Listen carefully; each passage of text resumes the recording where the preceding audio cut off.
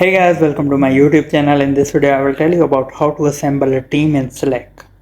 Step 1: to invite additional members to the team, enter their name and email, then select invite or select done. Scroll down to complete the setup process. Step 2: select choose a greetings, then select a default greeting for your team.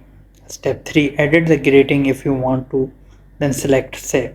Step 4: select start using Slack for as your channel name or project.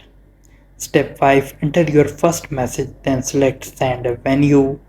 When your invites start filtering in, this is one of the first things they see. Step 6: select finish setup. Step 7: enter your name. Choose a password that you will use to access Slack, then select next.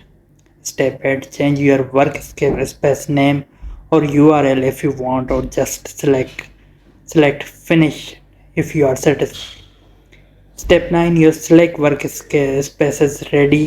Your team is all set up. You can add more team members if you like, or just start using your workspace to coordinate with your team.